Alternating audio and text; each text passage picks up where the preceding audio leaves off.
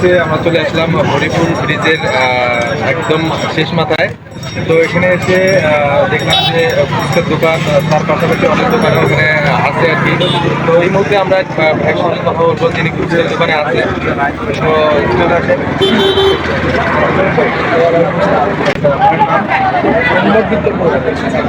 আচ্ছা, বিপ্লব মিয়া, এর নাম হচ্ছে বিপ্লবের বাসা কি? আচ্ছা, আপনাদের দোকানের ফুচকা কীরকম বিক্রি হচ্ছে বা কীরকম আপনারা সার্ভিস দিচ্ছেন এই সম্বন্ধে যদি কিছু বলেন।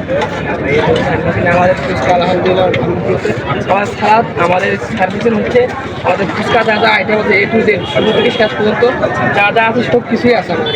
মানে সব আইটেম যা আছে মানে ফুচকা যতগুলো আইটেম লাগে চটপটি ফুচকা ঝালমুড়ি গুড় জ্বালা এগুলো সব কিছুই আছে।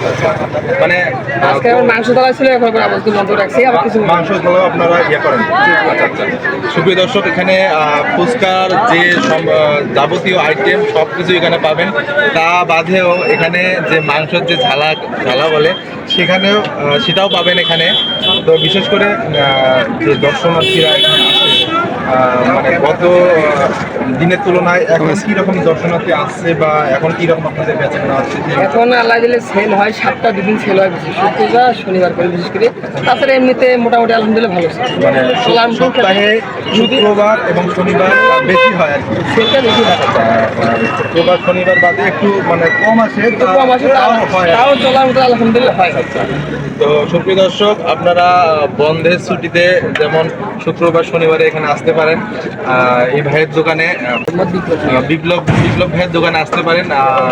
এখানে আপনারা যাবতীয় সব খাবার খুব সুন্দরভাবে ইনি প্রোভাইড করে থাকেন। তো আপনারা যেখান থেকে এই ভিডিওটা দেখছেন সবাই লাইক কমেন্ট শেয়ার করে দেবেন। তো এই পর্যন্ত ছিল আমার আজকের ভিডিও। আল্লাহ হাফেজ।